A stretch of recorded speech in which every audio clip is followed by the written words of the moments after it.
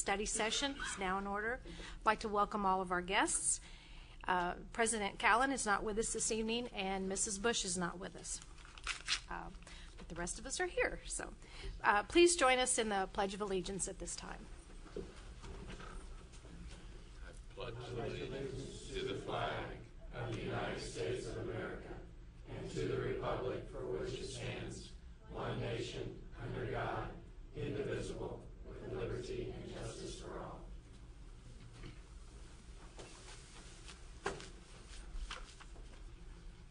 We will now move to our agenda item 2.0, special recognition. Start with Dr. Ritter.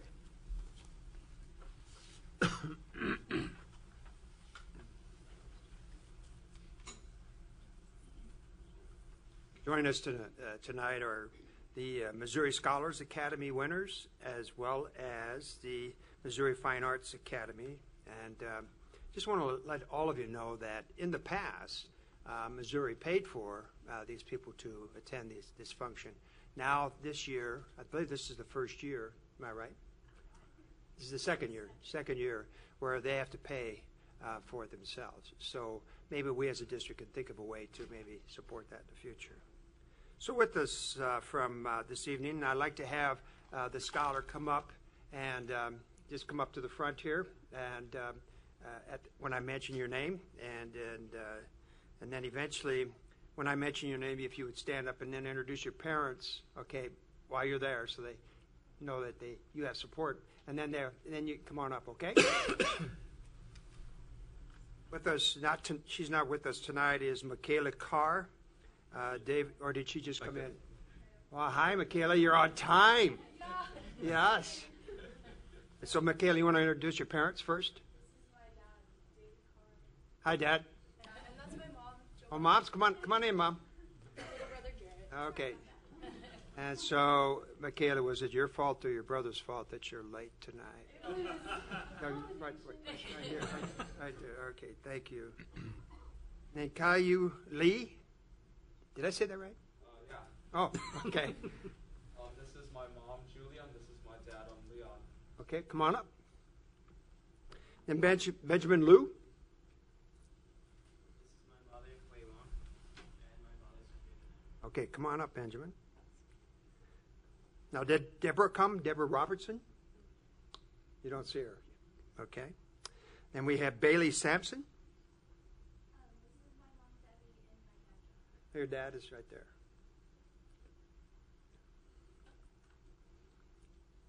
Harper Vincent, is he? She, I mean, she's not here? Okay. Braden Mackey. my mother, Marcia, and my father, Keith Bray. Okay, and then the last one is Arjo Mitra. That's my mother, Nakua, and that's my father, Shoiba. Okay. So these here, well, we have two more, I'm sorry. And those are from Central. All right. Now we have Taylor Brown from Kickapoo. Is Taylor here? I don't think so. And then we have Andrew Voitiv from Parkview. Okay, come on up. These are our Missouri Scholars winners, and the Academy will be held at the University of Missouri at Columbia from June 9th through the 29th, and the Academy provides a unique educational experience for our finest young scholars. So I want to congratulate all of you at this time, if you would, please.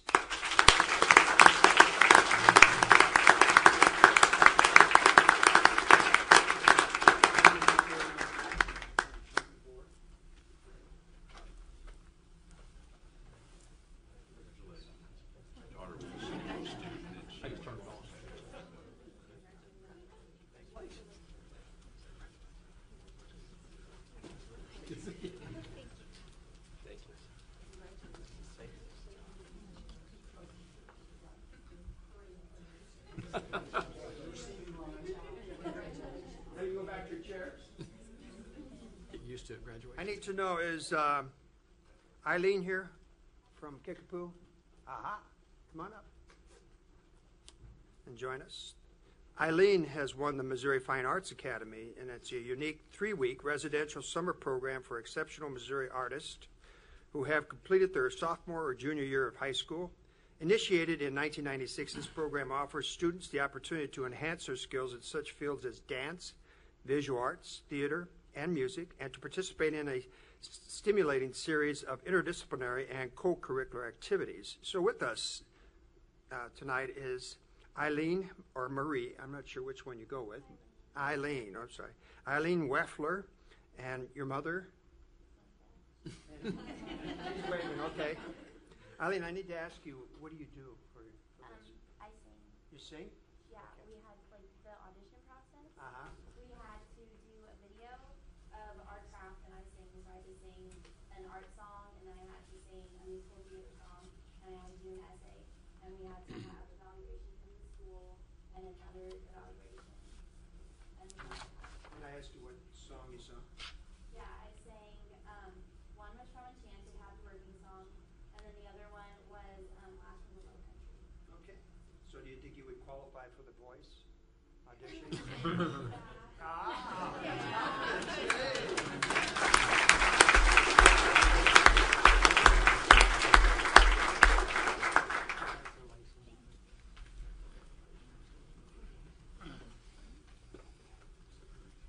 Madam President, that's all I have at this time. Okay, thank And you. thank you all again. Appreciate it. Have any comments? Anyone on the board make a comment? Many congratulations to all of you and to your parents. We're very proud of you and that you're a product of Springfield Public Schools. Next, we will move to 2.02 Glendale High School Culinary Arts Team. Dr. Harrell. Madam Vice President, members of the board, thank you again. Well, we have a first this evening. It's always an exciting opportunity to celebrate our young folks and the things that they do, and I'm very excited to bring to you this evening the Glendale High School Culinary Team. This is the first time that we've had a culinary team win the state competition, which was in Union, Missouri, on February 15th. They then competed nationally in Baltimore, Maryland on April 18th. And we have Mr. Marty Marsh. Sorry, Marty Moore. Mr. Marty Marsh here, Assistant Principal at Glendale High School, and Miss Kendall Bockelman, who is the fax teacher at Glendale High School, to share some information with you. Mr. Marsh?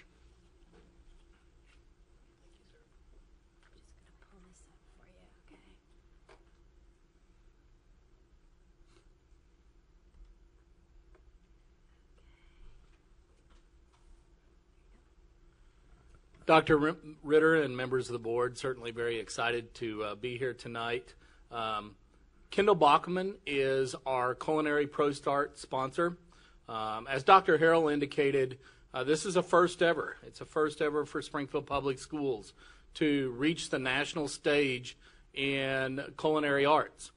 And certainly we're very, very proud of their efforts, not only winning the state, but also competing at the national level. And probably the factor that really distinguishes them is not only were they competing against high school teams, but they were also competing against junior college and technical school teams. And so many of these competitors that they were competing against certainly spend days and have many hours of professional training in the culinary arts. And so certainly to take a high school group to that stage and to that level of competition certainly distinguishes them. It's my privilege to introduce Kendall Bachman, their sponsor, and let her introduce our students. Thank you so much for having us here tonight. I'd just like to introduce my team, and then I'm going to let them speak a little bit, and we're going to have some pictures just so you can see their food and everything. I'm very proud of them. They put in countless hours of work and time into getting ready for state and for nationals. They did a wonderful job, and I'll let them kind of tell you the rest. This is Maddie Saxton, Azzy Navarrete, Victoria Richardson, and Chris Stewart.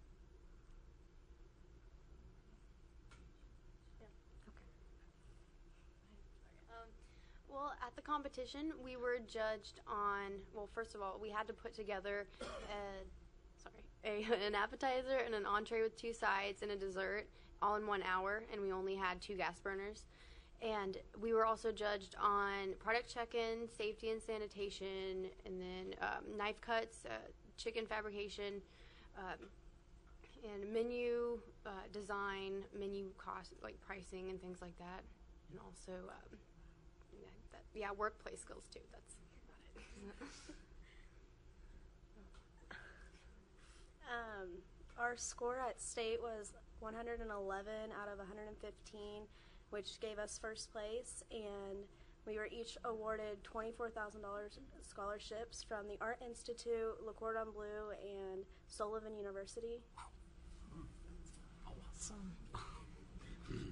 Made your parents very happy.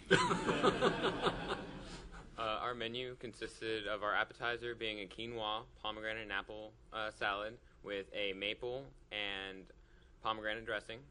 Our entree included boneless spare ribs, beet gnocchi, and broccolini. And for dessert, we had a chocolate steam cake with whipped cream and some chocolate caviar with nice raspberry sauce.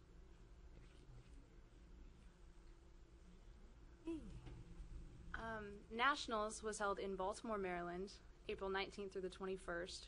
We competed against 42 other teams, including teams from Germany and Guam. The national competition differed from the state level in that it really presented us with some challenges that we were not used to, but in the end were able to overcome. Some of those challenges included twice as many competitors, multiple judges and cameras, as well as a lot more pressure to finish. You can kind of see the difference from our first photo. This is nationals with just, judges constantly standing over them, cameras in their face, and all those crowds around. So it was completely different for them from the quiet kind of state competition that they're used to. So thank you so much for having us here this evening. We really appreciate it.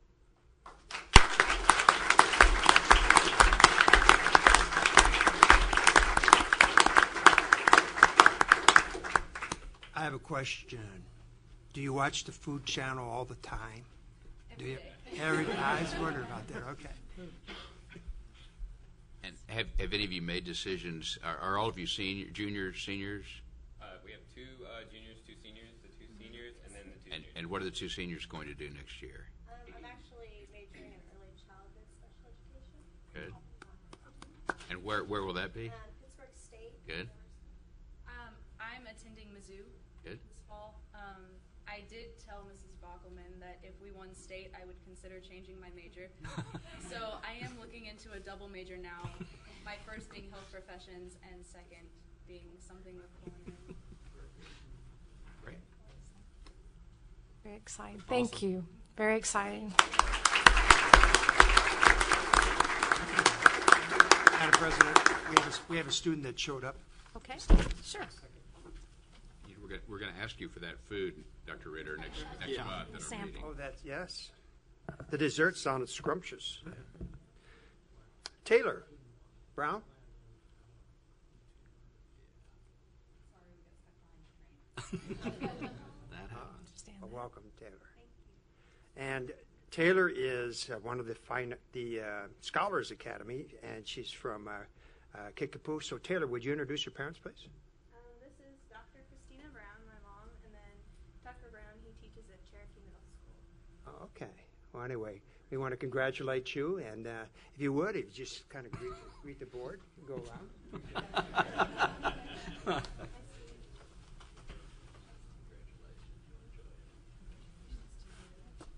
So, Mom, you know you're going to take her to the University of Missouri, Columbia this summer, right? And you're going to let her go for a while and not worry about her one bit.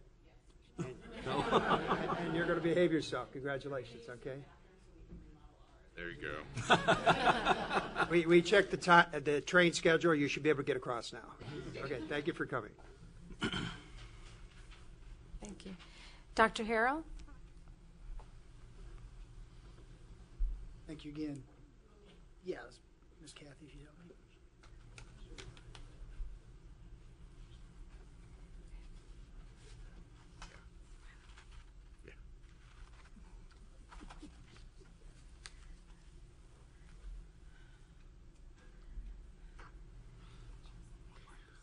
Well, for the second year in a row, we have a student from Hillcrest High School who has won the Congressional Art Competition. Her name is, I hope I pronounced this right, Miki Omori, and she is here this evening with her art teacher, Miss Heather Weeder, and with her principal, Mr. Gary Moore. So I'm going to ask Mr. Moore to come forward and say a few words, and Ms. Weeder's going to step up. Ms. Weeder will step up and say a few words. He trusts me so. Not learned yet, has he? He has not. And Dr. Harrell knows because he was my first principal when I started teaching. He raised me. We're really excited to be here. Like Dr. Harrell said, this is our second year in a row for Hillcrest winning the Congressional Art Competition. This is it's a really big art competition that includes everybody within the 7th Congressional District. And so there are many schools that are allowed to compete in this, literally hundreds of students that are allowed to compete in this. And the competition is very stiff. They're really good artists. They're really good kids. So it's very exciting when we enter every year. But this year was a little bit special for me, especially. We have great kids at Hillcrest. I love Hillcrest. We have been very blessed to have administration that supports the arts. They support our department, and they give us what we need to be able to be there to offer these opportunities to our students. And so we're very lucky at Hillcrest to start with. But this year, Mickey came to me through the foreign exchange program through the Rotary Club. And so this was her first time living in America, and she took painting class by default. She's a photographer by nature, and she had never taken a painting class before, and she had entered speech class. And then she decided to change her schedule the second week of school. And so they put her into my painting class, and she was very hesitant coming in, but we have a very open classroom, very welcoming classroom, I hope. And Nikki happened to have won Congressional Art Competition with her very first painting ever. And it is her self-portrait. It's called Girl in Red. It is a beautiful piece. The photograph really doesn't do it justice. It is a gorgeous piece. So we were absolutely thrilled. And, I mean, it truly means to me that America is the land of opportunity. It's open to foreign exchange students, not just American students. And she's going to have her work hanging in our nation's capital for an entire year. But not only that, but they fly her and another, a +1, to Washington for the ceremony in June. There's a nice cash prize that goes with that, and of course, Silver Dollar City tickets. You can't go wrong with that. And so she'll also get to see our nation's capital because of this. And her father is going to fly back over from Japan for the ceremony. And we wanted to say thank you for getting us on the docket, Dr. Harrell, because Mickey goes home in less than a week. And so he was able to get us in on the docket so that we could celebrate this time with her. And I'm very, very proud of her, very proud of her. She is a very, very sweet young lady, and I'm very proud of her.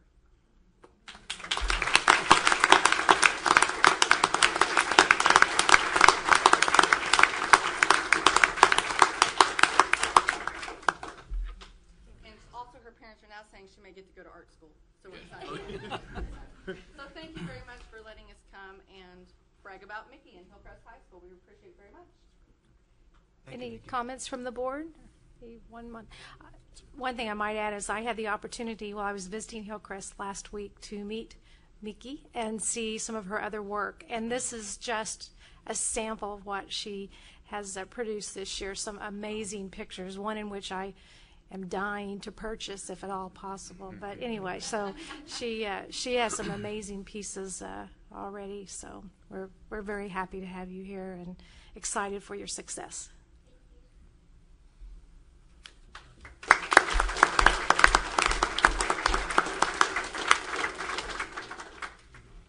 We'll now be hearing from Mr. Lee. It's really appropriate to follow that particular presentation with what I'm going to talk about now, but a couple of the perks of being president of MSBA, and Bruce knows this, is one is you get to have one of the musical groups perform at the annual conference, and which Central did this year and just did a ridiculously amazing job. It was incredible. But the second thing is we get to display art from our students in MSBA's office in Columbia for the whole year. And it's in our leadership development room, which thousands of people go through every year in training, and these are educators that see the quality of paintings and pictures that are up there. These are just fantastic, and we put them up there so everybody can kind of see them. I wanted to bring the students here, but we figured 75 people was probably too many to put in here to go through that process, so we decided not to do that. So I'm in the process now of returning all the paintings to the students at their schools and going and meeting with their art teachers. But I certainly want to thank Dr. Pomperine, Mary Fry, and all the art teachers that participated in 15 different schools had paintings, and we're talking from first grade to seniors in high school that were displayed. And one of the good things I'm going to hand out for the board members, they put together a collection of all of them. So I give, not only do I give the students that are painting back, they get a collection of all of the paintings that were displayed up there in the room. So it's just, it's a great thing. I'm really, really proud of the district. Certainly not the first time and nor the last time. This district always excels. And I'm just happy that we have such an outstanding fine arts group and artistic talent. We certainly do the right things the right way. It's fun to show it off, and let the students shine when they do that. So certainly want to thank the students and the staff for a great job in making this happen. And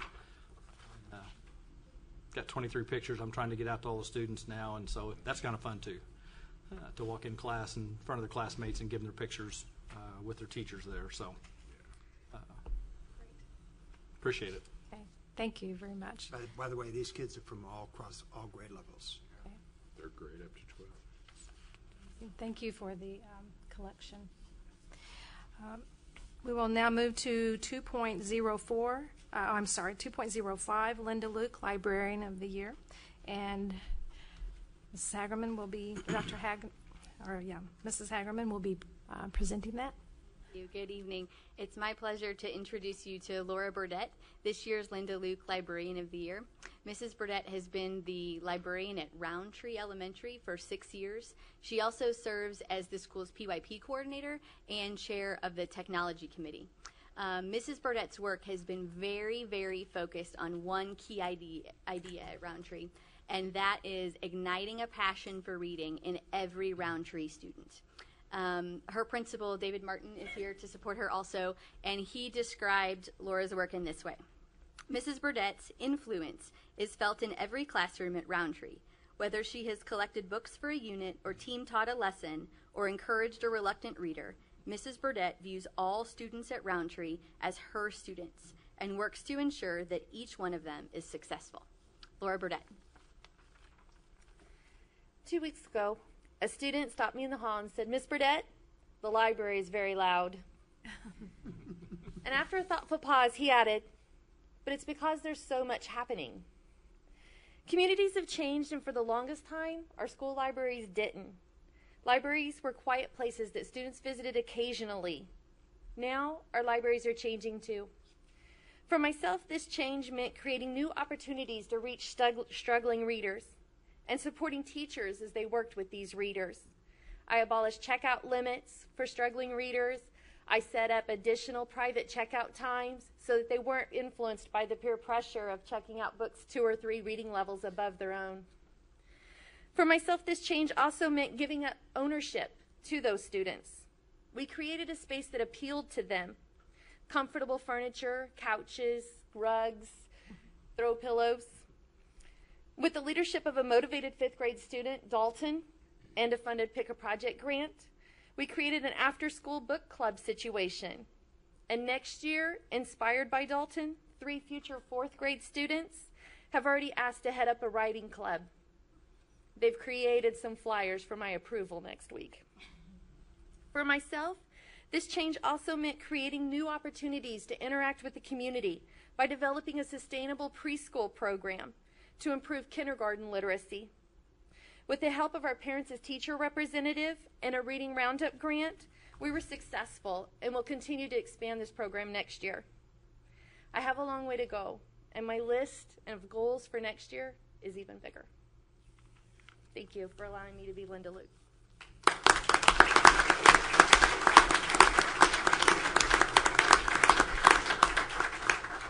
Excuse me, Laura, do you know you have a parent on the Board of Education? I do. Okay. Yeah, his kids are really smart. Am I right? They are, and frequent visitors to our library. Okay. Well, I was just going to say that my 3 daughters go to Roundtree, and it is a wonderful place. And I was just in the other day, and it looks a little bit like a Barnes and Noble with couches, and I talked to Miss Burdett about that, and she said the kids wanted it to be more like that, and she responded to those kids. So it is very exciting. So congratulations. There you go. Thank you.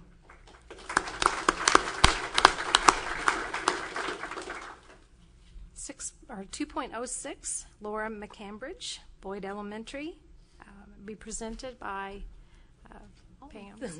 I don't look like Dr. Hackenworth or Dr. Anderson, do I? That throws you off. Thank goodness.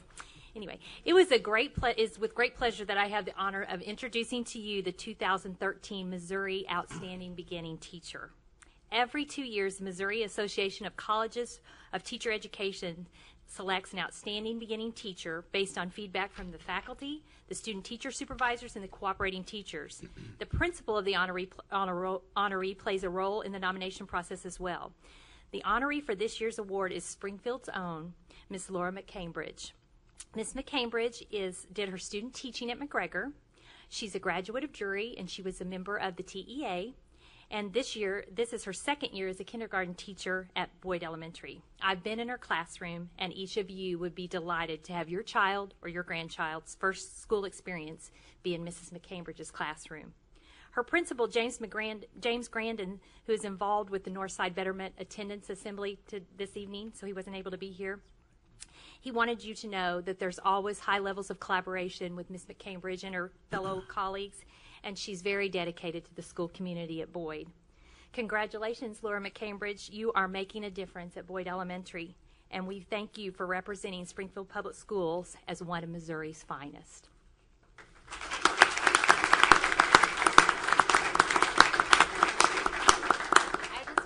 Thank you to the board for giving such a great school district. I wouldn't be able to do any of this without the support from the district and from the curriculum staff and everyone that is a part of Springfield Public Schools. So thank you.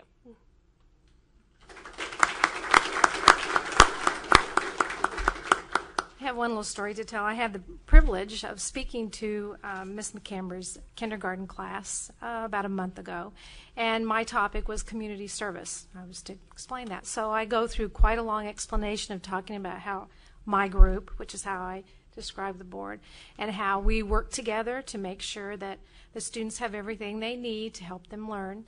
And as I proceeded to try to explain this, a little girl raised her hand and said, "Do you mean you work collaboratively?"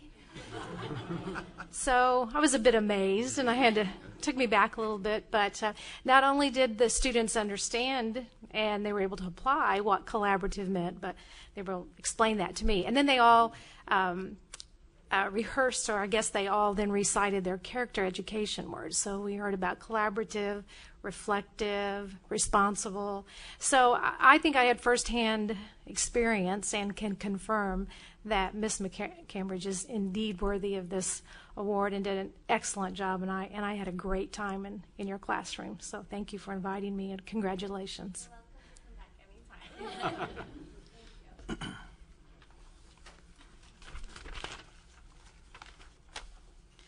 Okay, so that concludes our recognition section. At this time, the board will enter into a strategic discussion.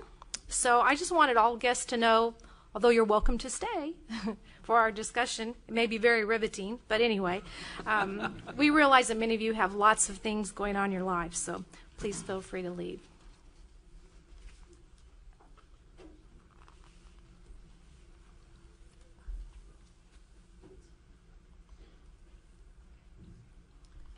Okay, our strategic discussion section.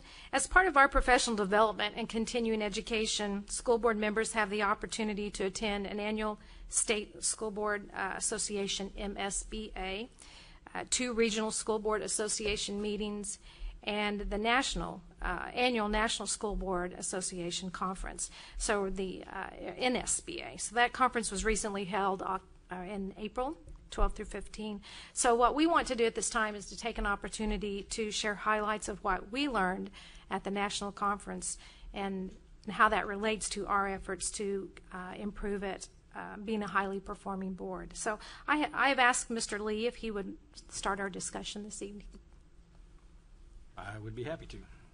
And I agree. It's a great opportunity for professional development that, you know, I know we push really hard with teacher to press for Tuesday. Professional development, principals, and everybody. And I think it's really important that the board, and we do that. And I think that's an important part of being a high-performing board. Lots of sessions to talk about. I don't know how many you want us to do, but I know there was a couple that we got lots to talk about, so I don't want to take a lot of time. But one of them I thought was really interesting was from Fairfax, Virginia, which is a fairly large district, 181,000 students. But they really, as I saw, it was very similar to Springfield from the standpoint of a lot of their goals: pursue academic excellence, develop essential life skills, demonstrate responsibility to the community and world. A lot of stuff that I heard was very similar to what we do from a strategic development, strategic plan. They're about 25% free and reduced lunch, so they're not quite at the level we are, but they still have issues. And I think two of the things that they focused on, which some of this will come back to you, was the physical resources that they allocated for students, and also the schools. They knew each child by name and their needs. And I know we've heard that talked about in our persistence to graduation of knowing every student by name. But they did that, and I think one of the things they did in their budgeting process and in their resource allocation was they allocated 1.5 times resources to their free and reduced lunch and English as a second language students. So when you count, we do $1,000 for a regular student. They would allocate $1,500 for resources for that student. And they focused and targeted on those students individually based on their specific needs, which I thought was a very interesting approach, that they do that up front. And so they allocate that kind of resources to their district on a per pupil basis. They were very strong in teacher leadership roles, working conditions. They surveyed just about as much as we do with their staff, their parents, their students, as far as that. And so taking away just a couple of things that I thought were really important, I don't cover it all, one was they really did a lot of collaboration from every teacher along the route, from kindergarten to high school. There was a lot of collaboration between teachers, vertically, not just horizontally, but vertically, which is really important. And I thought one of the couple of quotes that they really said was, "The working condition of your teachers is the learning condition of your students," which is so appropriate with what we're doing. And another one, I think I even told Parker this, that it really builds on what efforts we're doing, that teacher quality is achieved on the front end when you select them, not on the back end for evaluations, which I thought was so true with respect to the selection process, which I know Parker's been working on. And then also they talked a lot about our job is not to teach, but our job is to ensure learning takes place. And it's back to, obviously, the teacher's the most critical person in that process. And the last comment that he did I thought was really good, is they talked about their curriculum, and they said, you have to think about, is this curriculum disability or is it learning disability? And some of what we perceive as learning disabilities for students may just in fact be curriculum disability with respect to kids learning a different way and a different method. So it was a really good one. Do you want me to do a second one, or do you want to go on? If you'd like to share one more, that'd be fine. Their cost per student was $13,000, so therefore it was $20,000 for those that had, for each child that was Title or. Yeah, I calculated what it would cost us to do that, and I threw that piece of paper away, even though it made a lot of sense. It was really good. The second one I went to was a session put on by the Center for Public Education, which is it's not a think tank, but it's the research arm of the National School Board Association, which does a lot of research and information. And this one was on teacher evaluation. And with all what's going on in the state, it seemed like it was an appropriate thing to address, and it really reinforced a lot of the things that we already knew that we've been talking about as far as, static testing and what that does. And static testing is nothing more than deals with classroom assignment, not really effectiveness of what's going on. It's just how the kids fall on a lot of that.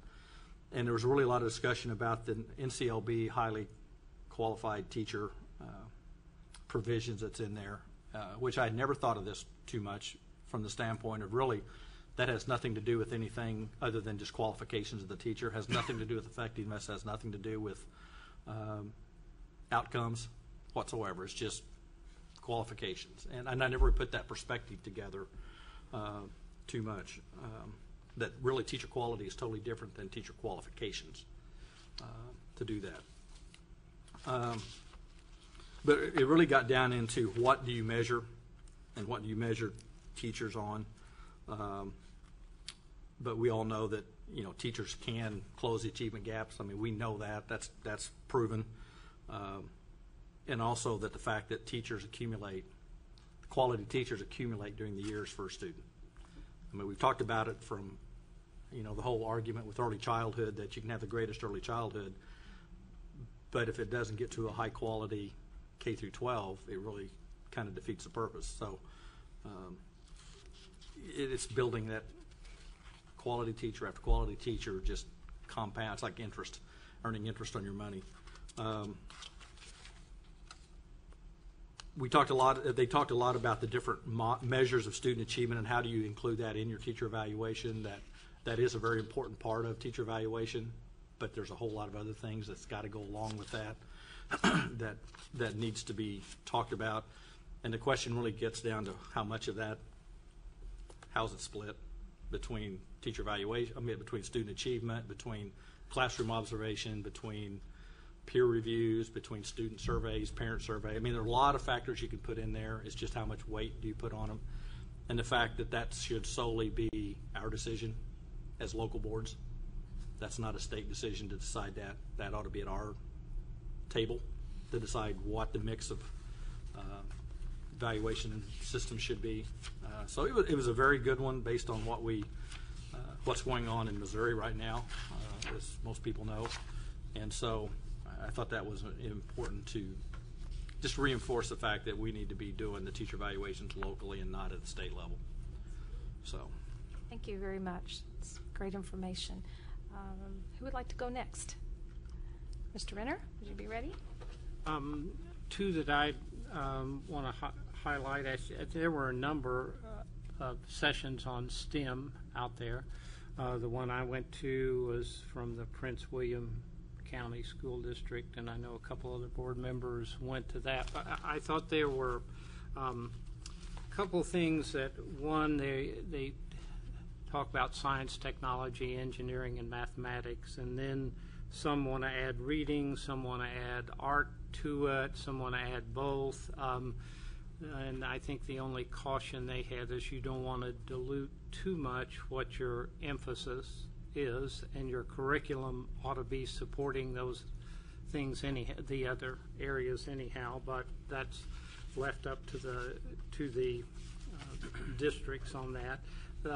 The two other things. One, really it has to start at least the kindergarten level if you're going to make the program successful, because with the data they gave us, females and minorities were very underrepresented, and they felt like if you started at the elementary level, then you would, some females and minorities already have opted out by the time they get to the secondary level. So you're missing that whole group. And they spent a lot of time, I think, with their elementary teachers, because I don't know what their, I would say the science maybe area math is emphasized because of our tests, but science isn't. It's only in 2 grades, and if you have to leave something out, that and social studies are left out because they're not tested, they're not assessed. And so they did some intensive professional development with elementary teachers on how to include that in the curriculum. And they use inquiry-based, which I think, what exactly is it? And it's the way people learn when they're left alone. And I think that was really important. They had us do a project. I don't know that 3rd or 4th graders or somebody did, and board members couldn't do it.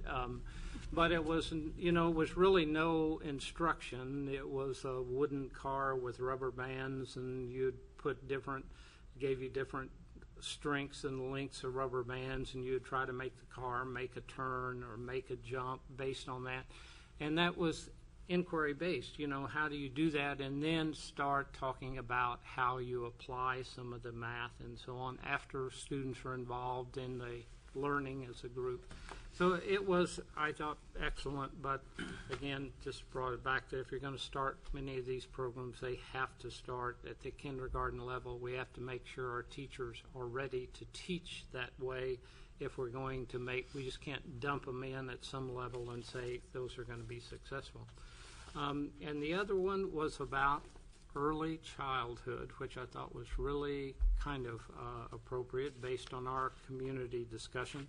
And this district, and I'm going to have to look it up again in my book, which I've got here, but they found out that over 50% of their students who entered kindergarten needed intensive interventions, which is not a whole lot different than what we're finding. And they definitely a smaller district because they appointed a liaison, did some different things, but they said the majority of their students entering kindergarten had attended preschool, which I know our community seems to be kind of focusing on the 20% that aren't able to, but they're saying even those that attended some preschools, because what's now expected in kindergarten and what had been done in preschools, the schools had just, they would never talked with the preschool programs. And although they're not weren't school sponsored, most preschool programs want their students to be successful in kindergarten. It's what they hang their hats on. So their whole beginning was, if we've got the majority attending, our first thing is to just talk among ourselves and say, what are the expectations and what can you all do with your program to get them there. So they had all kinds of other things that they did, and I think another big one was bringing students into the schools where they're going to attend in a number, the students and the parents into the schools a number of times the year before they were going to attend kindergarten. So the building, the room, everything else, it was just like it was no big deal. No crying and gnashing of teeth when they came the first day. They already knew what to do and where to be. So it wasn't a big transition. So it was an excellent program also. Thank you. Mr. Hosmer? A number of sessions that I thought were interesting. One was, and I think I attest a couple of them. One is this high-performing, high-poverty schools presentation. In fact, I've seen this fellow before, and he might have been an MSBA, I don't know, but either saw him at MSB or NSBA. And his idea is you basically go around the country and you look at high-poverty schools that are also high-performing, and you kind of figure out what they're doing. And one of the things that really came through in his presentation was that, and he had this quote here, and it says, how many effective schools would you have to see to be persuaded of the educability of poor children? If your answer is more than one, then I submit that you have reasons of your own for preferring to believe that basic pupil performance derives from family background instead of school response to family background. It says we can, whenever and wherever we choose, successfully teach all children whose schooling is of interest to us. That's a quote from 1979, unfortunately. But the brunt of his presentation was that if you're going to be serious about closing these gaps, you've got to ask hard, difficult questions about your district.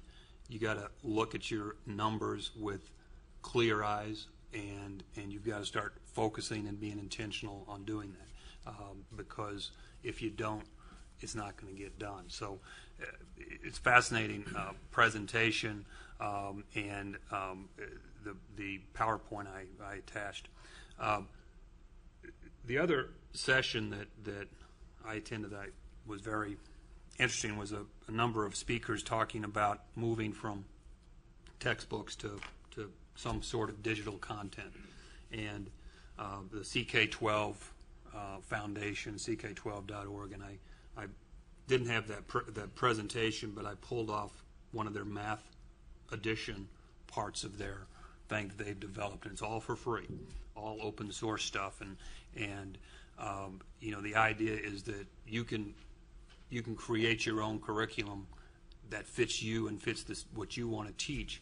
And there's also a presentation from Vail, Arizona school district, which no longer uses books, and I think the way they've done a lot of things is their teachers create content, and then the teachers actually, you know, create it, put it up on a wiki or whatever, and the IT department helps them to make sure that all the connections work, and helps them with copyright and intellectual property issues. But they've seen remarkable success with that, because what they found is that teachers, the driving force for teachers is that recognition from other teachers saying, this is a great, I love this worked for my kids, and they've gone completely no books, they're not buying any more books, and I've talked a couple of times at this board table about, you know, thinking about, if we're talking about devices in the future, we're talking about these things, you know, that's a big chunk of money that can be moved from buying textbooks to, you know, creating your own curriculum. And there's already all these sources out there that are aligned with Common Core, that are aligned with the standards we want to teach, that are a lot more closely aligned to how students want to access information. So that was a fascinating session as well.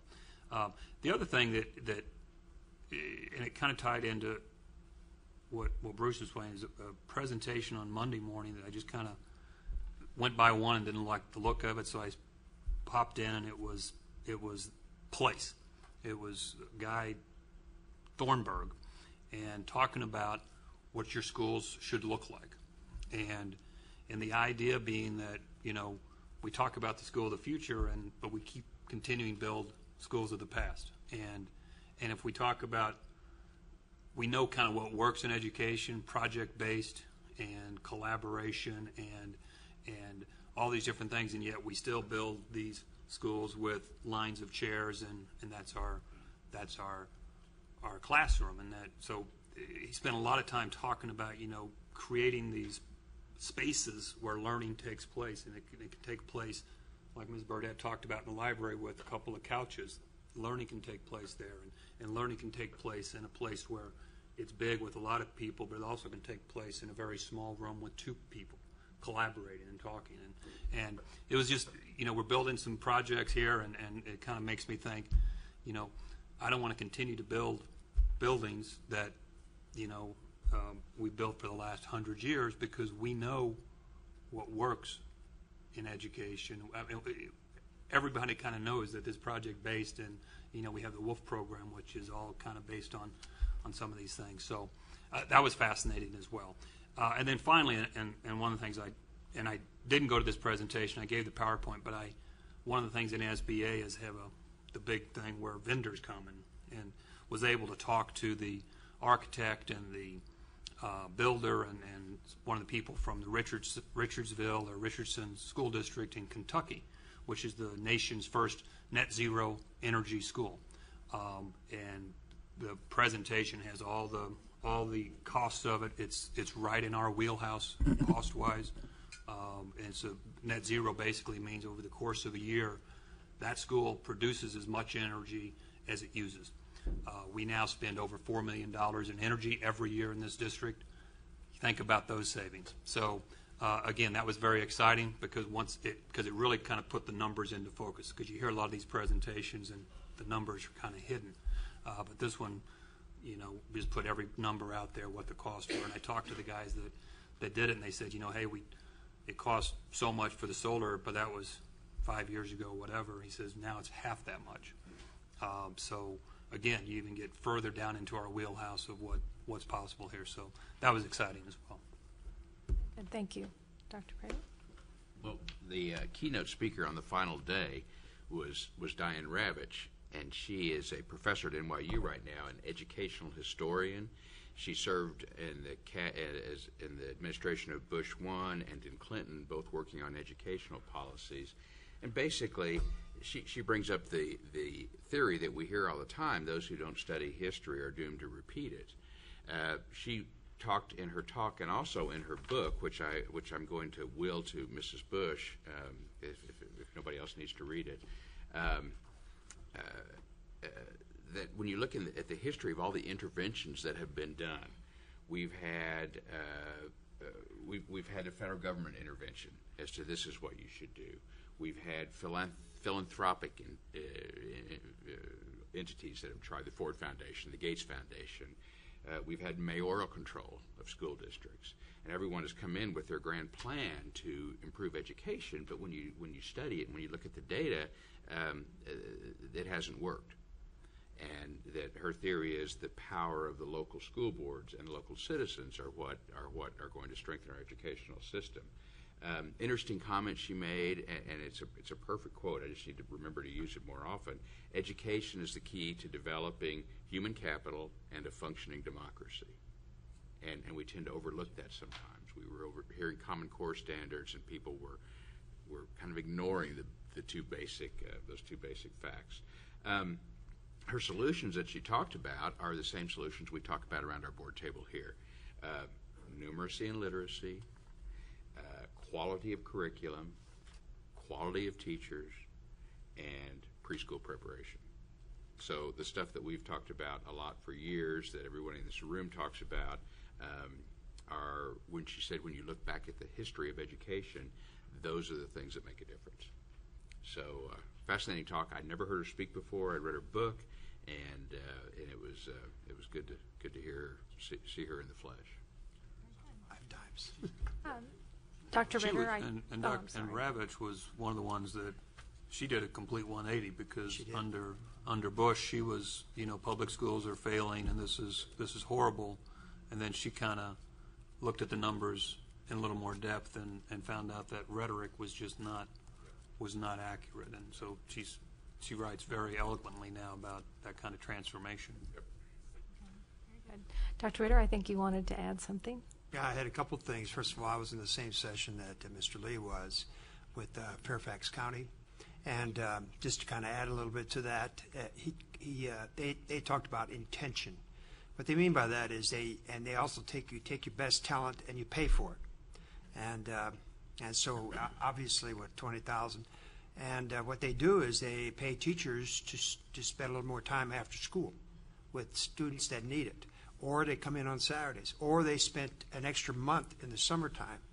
And so teachers were getting paid very well, but they were working for it, but they were getting far more because it was intentional around student needs. And it was taking the best talent, okay, as opposed to just having kids stay after school. They were finding the best talent, and they were paying them for it. And I really thought that was really very good. Another thing, it was Thornbrook. And it was another session, and they talked about renovation and creating space within old buildings and creating a very exciting environment in an old building, and creating that space. And of course it has to be a very flexible space, and that was very powerful. And then also another thing that I went to, it was how to be the best of the best. And I have to say that really the takeaway there, of course, is just zeroing in on the data and making sure that you have collaboration around the data is all I heard. It's very, very similar to what we do, except that I think there again is they allow staff more flexibility, and I think that's very important. So that's what I had. President Callan sent some information to me since she had to be out of town this evening, but one of the highlights was that she attended Nashville Public Schools and a Chamber of Commerce session on the development of high school academies focused on needs identified in a workforce development task force, or by a workforce development task force, to prepare local students for local jobs. And as a result of that presentation, she has already made personal contact with a chamber staff person in Nashville who made the presentation, and then she's also working with Springfield Chamber staff to explore the possibility of a portion of the community leadership visit, the Springfield's Chamber community leadership visit, which is to Nashville, is that in the fall? Coming up in September. And she just feels like that could be a natural extension of the work with Partners in Education and our business partnerships, and including our programs of choice and innovation. So that was something that was very important to her. And then I will just conclude, and we spent a little more time on this than we planned, but there were a number of very informational presentations. I attended one on school board meetings, effective and appropriate procedures, and I found it extremely interesting that our speaker was an expert in running school board meetings and explained to us some of the pitfalls and some of the things that you want to watch out for, some of the things you want to make sure that you do so you have effective and efficient school board meetings. And just keeping in mind that you need to make sure that you're setting a good agenda and you stick to that agenda, and all board members work collaboratively. There's that word again. And also that just to keep in mind that the business of our business is student performance. And so we always need to just have a little check that at least 70% of our time that we spend focused on student academic performance and the needs related to that. So that was a good thing for me. And I also enjoyed very much, we had a keynote speaker the first day, Gina Davis, of Thelma and Louise, that Gina Davis. And she just talked about women in leadership roles, and she provided the statistic that only 17% of females in the U.S. are currently involved in leadership positions. And she encouraged us as school board members to start young. And we've already heard that from a couple of our presentations, that it's important to raise awareness and support girls when they're early in their education, that you can do whatever you want to do and to support that. So that was very interesting to me. And of course I attended the STEM education meeting that Mr. Renner attended, and I thought it was very interesting. We hear so much about STEM. We almost all understand what STEM stands for, but that could be in a very short time we hear that acronym is now STEAM, or STEAM, or adding the arts as a piece. And I think just what we have, what we've heard tonight from our students and the importance of the arts within the curriculum, I see that's something that would be very good for our students, to not leave out the arts part of our focus. So that's all I have. Anything else? I think in conclusion, I just jotted down a few things that I think that we're hearing over and over. Some recurring themes here is the early education encouragement and support, that a teacher truly is the key, and then how to evaluate that is very difficult, because it's tough to evaluate the relationship that teachers build with students, and I think we saw an example of that this evening, of the relationship between a student and teacher. And then also with our high poverty, high performing, data-driven decision making. We just cannot get away from that. We need to focus on what the data tells us, and then what we're going to put in place to help make our decisions. And then meeting the needs of 21st century, and that looks different, both in differentiating instruction and in the classroom. And then I think another thing that came through in several discussions, teacher collaboration and time for teachers to collaborate. That's a hard thing to work into a full day of teaching your students and preparing that day, the next day, and finding time to collaborate with your peers, or your colleagues. All things to think about. So thank you very much. I think we had a good session. So we will now move on to public comments. Mrs. Luton, do we have any public comments this evening? Okay, we do not, so we'll move on. We have no information items this evening. 5.0, but we are going to move right to item number 6, action items. The purpose of a study session is usually to just discuss agenda items and seek additional information, but voting on agenda items is usually conducted at regular board meeting, and our next one is May 21st. But we have one action item that requires a vote at this evening's meeting. So, Mr. Wynn, do you tell us about that? Thank you, Madam Vice President, members of the board, Dr. Ritter. It's my pleasure to bring this action item to you this evening. This is for the Glendale High School roof replacement. That's of the upper main roof east section. The price for this project is being provided through the cooperative school district contract, and it's a state contract. It is one that our board, I believe, is familiar with, as we have used this in the past. We're looking at approximately 14,348 square feet of the roof to be replaced, including the new insulation, downspouts, and steel fascia. Pending the board's approval, it would be funded from our major repair budget. The recommendation from administration is that the board issues a contract to Weatherproofing Technologies Incorporated. They would be using Kerberg Roofing, and that is in the amount of $289,075.57. So move. Oh, I'm sorry, I have a question. Okay, we have a question. Scott, using that process, is that why we don't have bids on the action item? That is correct. And go back through again, kind of why that works for the district.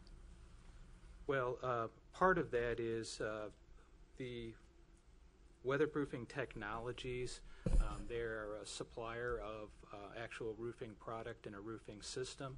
They actually do the roof design with that and use one of their certified roofers, which we've had like Stiles Roofing in the past, or in this case, Kerberg Roofing. So Mr. Bishop has done a study of this in the past to determine when it's favorable for us to use this avenue versus the traditional one. And this is one of those cases. Thank you. So we already have a motion by Dr. Prater. Second. And a second by Mr. Lee. Now ready to vote?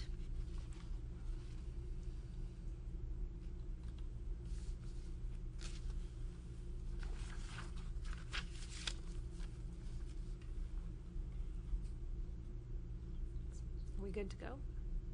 Okay. We'll move on to 7.0, action items for separate consideration, and we'll keep you up there. Thank you. This item before you is for the selection of the architectural engineering firms for the Kickapoo, Glendale, Hickory Hills, Fremont, and the new elementary, which the Sherwood School, all part of the 2013 bond projects. As you recall, at the last board meeting, I went into more specific detail outlining the process used in the selection. To hit the highlights here, back in February, we requested, through advertisement in the newsletter, a request for qualification. We had 17 architectural firms that responded to that. We went through using a review panel. We actually sent out a questionnaire form to those 17 firms.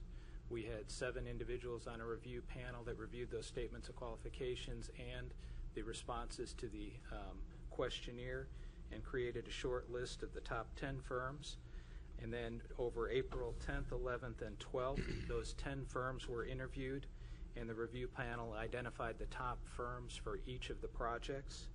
Then additional interviews for presentations were set up. That's where we had the expanded panels to involve individuals from the sites.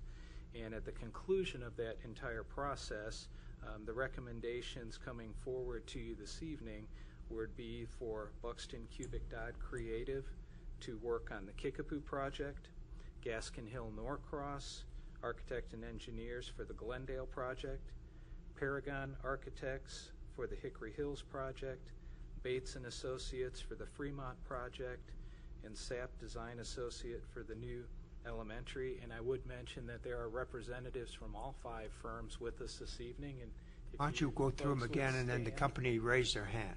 Why don't you read them again? Okay. From Buxton Cubic Dodd, John Dodd, GHN, Brad Baker, Paragon, Brad Irwin, Bates and Associates. There's several of them, but Steve Orlick and group, and Sapp Designs. Michael Sapp is with us this evening. These would be funded from the 2013 bond funds. The recommendations is that the board authorizes the superintendent or designee to enter into a contract with Buxton Cubic Dodd Creative for architectural engineering work for the Kickapoo project. Number 2, that the board authorizes the superintendent or designee to enter into a contract with GHN Architects and Engineers for architectural engineering work for the Glendale project. Third recommendation, that the board authorizes the superintendent or designee to enter into a contract with Paragon Architects for architectural engineering work for the Hickory Hills project. The fourth recommendation, that the board authorizes the superintendent or designee to enter into a contract with Bates and Associates for architectural engineering work for the Fremont project. And the last recommendation, that the board authorizes the superintendent or designee to enter into a contract with Sapp Design Associates for architectural engineering work for the new elementary, the Sherwood project. Thank you. Do we have questions at this time for administration from the board? Mr. Hosmer. Scott, you talk about in paragraph 6 that the finalists were interviewed by an expanded selection committee.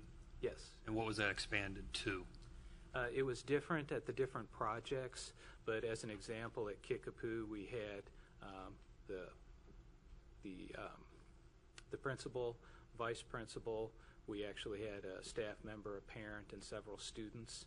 At some of the other projects, we had principal and vice principals. Others, we had some parents join. So it varied by project. And in terms of that interview process, what are we looking for? I mean, we looking for the fit between the project and the yes. architect. Is that kind of what's going on there? Yeah, we really focused in on design philosophy at that, and how they approach the design. So that fit component was definitely a piece of that. Yes. And then we had 17 initially apply. We pulled 10 from that. Is that right? Correct. And then of the 10, you're recommending these 5 be chosen to do these projects, correct? That is correct. Okay. And I know we've had some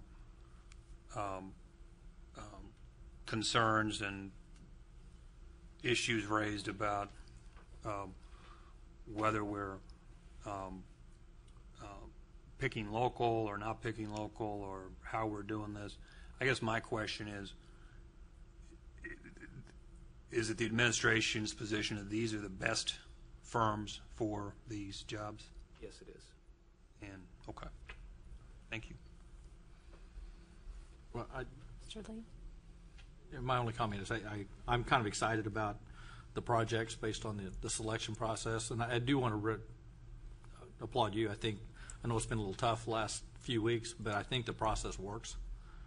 It's a process that is inclusive, and our goal as a board is to find the best fit for the project, and I think you've done that.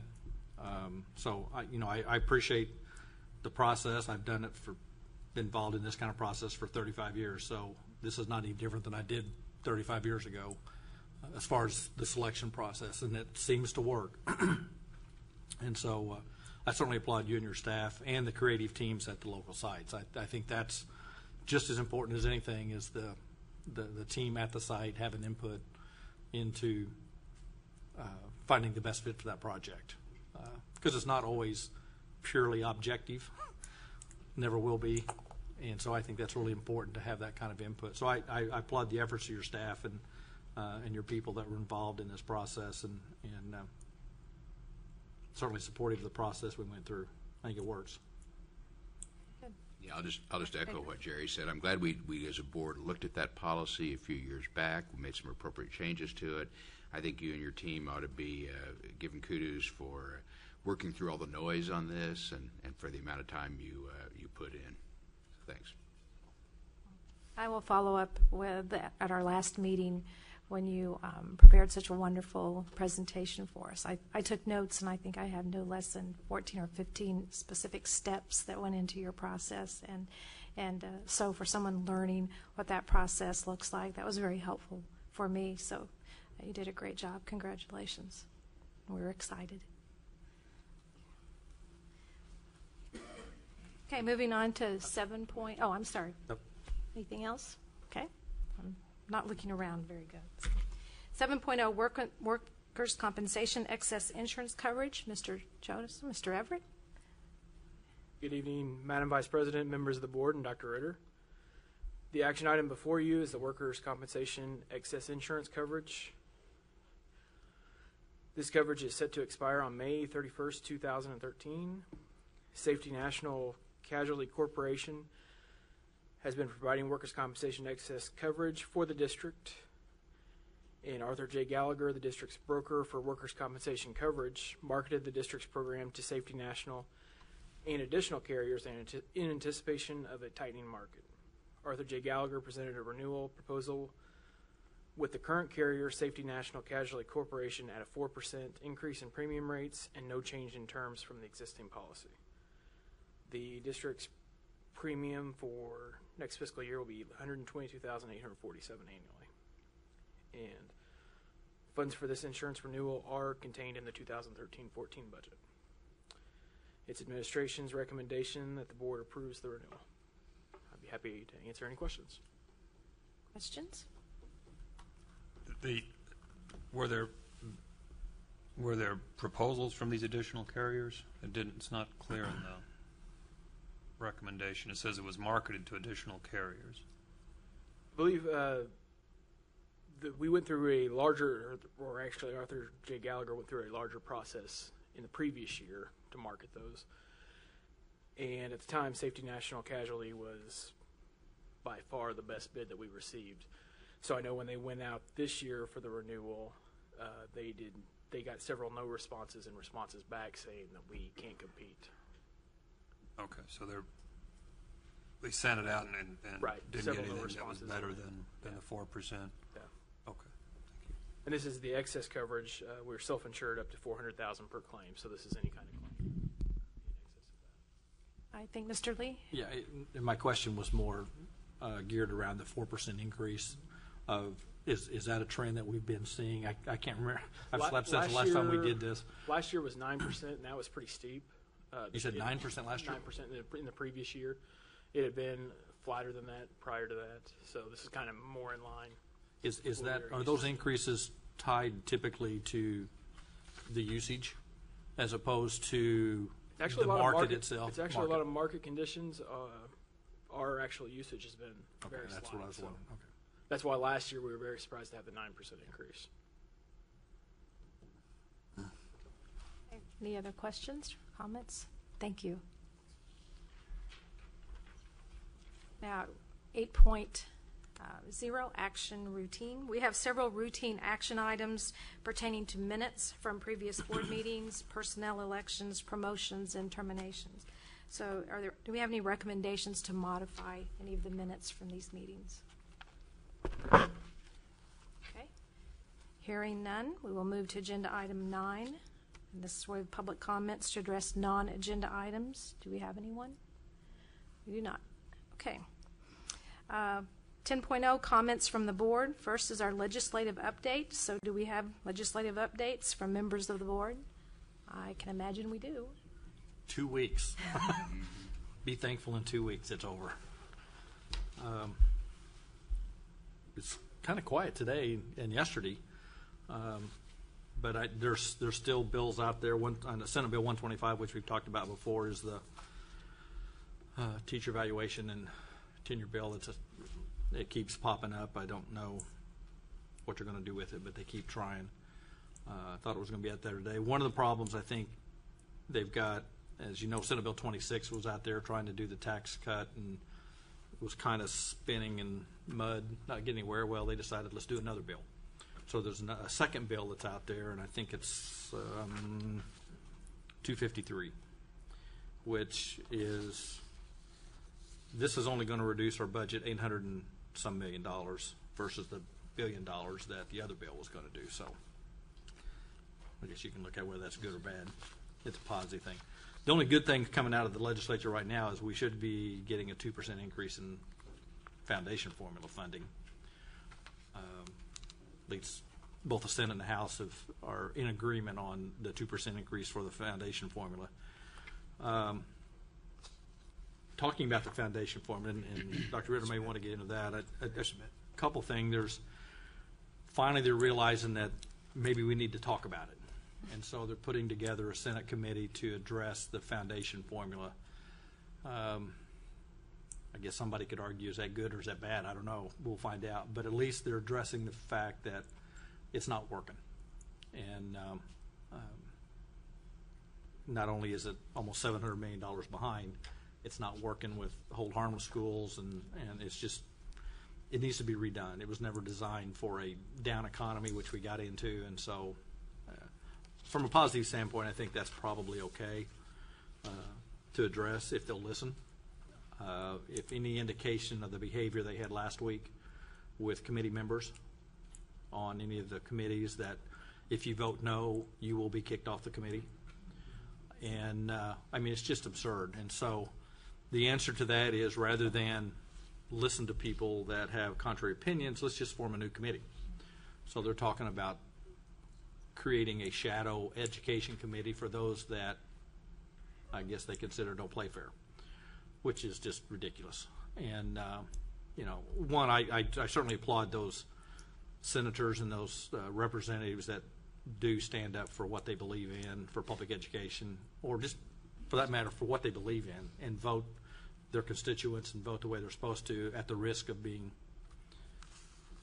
severely criticized and to the point of being taken off the committees, as we saw 4 of them last week happen. And you know, that's just, I don't know, it's just not, to me, ethical. But they have the power, and that's where they are. So, you know, I'm not sure we can do anything about that to change that, but it certainly is not, you know, if you're not going to play fair, just pick up your toys and go home. And that's been sort of the approach that we've been seeing. A lot of bills out there. I mean, this is probably the most dangerous time of the legislature, is these last 2 weeks, just because there's so much activity, so much action. You don't know what's going to show up on bills. And bills that I like today, tomorrow I won't, because they've thrown something on it that makes no sense. And so it really creates, this is those times for those lobbyists and those people that are helping us out earn their keep at times like this. I don't know. I'm hoping it'll be a quiet week, but you may have some more to add to that. Just a little. Senate Bill 125, the Common Core, anti-Common Core people through the House and the Senate are trying to attach that to 125. I don't think it's going to go anywhere, but it is. We all had a little flavor of it last Thursday night, but I really don't think it's going to go anywhere. I think it's going to kick 125 out. That's a good thing from the standpoint of keep adding stuff to it. It will make it for its own weight. Yeah, and that's what's going to happen with it. So I really don't think there's going to be much happening. And now they are going to be putting together, like you said, a committee on the finance piece, and I think that's going to happen over the summer. And then there's also going to be a reform committee that they're putting together. Steve Cookson gave me a call and wants me to serve on that along with several others, as far as taking a different look at reform separate from charter and the things that they've been doing. So that's all I have. So we'll see what happens. So hopefully we'll get the 2%. Let's see. Thank you.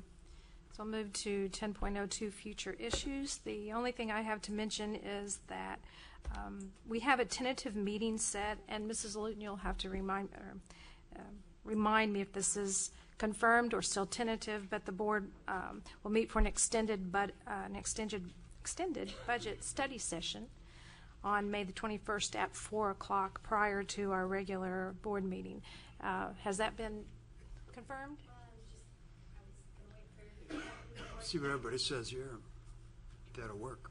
As long as everybody agrees, then I was going to confirm. Okay, so that is a future issue that we will hopefully be having that meeting. So, any other future issues from anyone on the board? Everyone's busy looking at their schedules right now. Is that? So, any other future issues? Okay, we'll move to 10.03 other. The only other that I have to mention is that we have graduation coming up this week, the 9th and the 10th. We'll have a representative from the board at each of the graduations. I think we all have an informational sheet. We know where we're supposed to be, at what time, and where. So I find that to be one of the most exciting things and one of the most fun things that I get to do as a board member is attend graduation. So. And we're putting them on the streets a lot earlier, well, the earliest ever in the history of the district. And they're very excited about it. Yes. So. Okay, don't forget to complete your Plus Delta. We have a new Plus Delta board.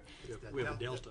Or we just have a Delta board. Plus is it's behind the screen. So we will roll up our screen and have a place to do that. So, One also reminder before we ended, we have the graduation card giveaway on Monday and Tuesday the tennis court. okay, so do. Okay, so. Graduation cards are Reliable Chevrolet, and the tennis card giveaway will be members. Okay, I noticed that we had two. So is this the first year to have two giveaways? It's one each. Yeah. Okay, very good. Thank you. Okay, thank you. So we do need to vote to go into executive session. So the board will conduct an executive session following this meeting to discuss internal audit findings, collective bargaining, and personnel matters as provided in sections 610-021, 3, 9, 13, and 17 RSMO. So do I have a motion to go into executive session following this meeting? Move. Mr. Renner? Second. And I have a second, Dr. Prater. So this meeting is now adjourned. Wait, you'll be last.